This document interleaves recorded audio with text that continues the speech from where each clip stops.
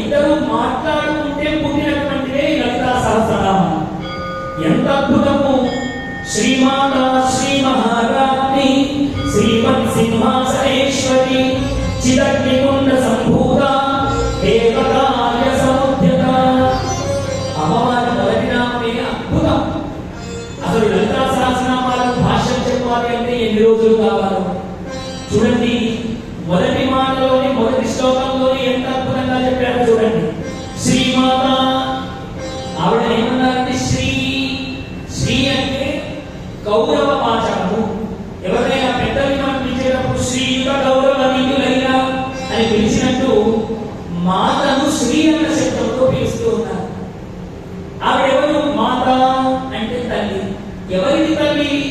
సమస్త జీవములకు తల్లి ఆ తల్లి. మరి తల్లి ఏం చేస్తుందండి?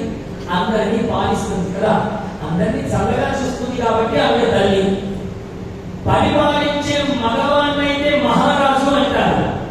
ఈమె స్త్రీ కాబట్టి శ్రీమాత శ్రీ మహారాజ్ఞి. మహారాజ్ఞి అయితండి ఆవిడ. మరి మహారాజ్ఞి కూర్చోవడానికి ఒక స్థలం ఉండాలి కదా. ఎక్కడ కూర్చుంటావిడ? శ్రీమత్ సింహాసనేశ్వరి. ఒక అద్భుతమైనటువంటి రత్నములు పొందబడినటువంటి మణిద్వీపమునందు సింహాసనం మీద కూర్చొని ఉన్నది ఆ తల్లి శ్రీమత్ సింహాసనేశ్వరి. ఆ తల్లి ఏం చేస్తుందో తెలుసా? నిరంతరము ఎవరైతే అమ్మ నాకు జ్ఞానము కావాలని కోరుకుంటాడో, అమ్మ అంటేనే లోకంలో గురువు, అమ్మ అంటేనే ప్రథమ గురువు. అలాంటి ప్రథమ గురువు అయినటువంటి తల్లి మన అందరిలో ఉన్నటువంటి అజ్ఞానాన్ని పోగొడుతుంది. అజ్ఞానము అంటే చీకటి, జ్ఞానము అంటే వెలుతురు, వెలుతురు అంటే దీపము. ఆ అమ్మవారు మన అందరిలో జ్ఞానం అన్న దీపాన్ని ఎప్పుడూ వెలిగిస్తూ ఉంటుంది. ఏ రూపంలో? చిదగ్నికుండ. అగ్నికుండలో అగ్ని వెలిగిన మాదిరిగా ఎప్పుడు మన అందరికి జ్ఞాన దీపాన్ని వెలిగిస్తూ ఉంటుంది అమ్మవారు. చిదగ్నికుండ సంభూత. ఆ అమ్మవారి పని ఏమిటో తెలుసా? దేవకార్య సముద్యత.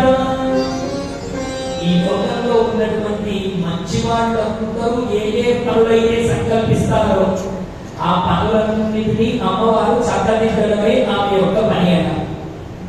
నిజంగా ఈ సందర్భముగా నాకు విద్య నేర్పినటువంటి మా గురువర్యులు మనోహరం మహాశాంతం వేద విద్యా ప్రదాయకం నిస్వార్థం నిరహంకారం మనోహర గురుం భజే. మా గురువు గారు బ్రహ్మశ్రీ దుర్నిల మనోహర అవధాని గారు.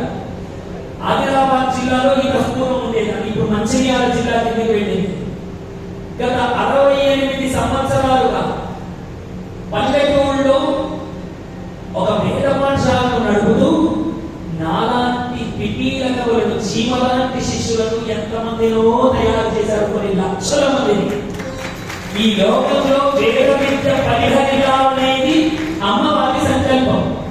మరి ఆ అమ్మవారి యొక్క దేవ సంకల్పము ఎవరి ద్వారా నెరవేర్చిందండి?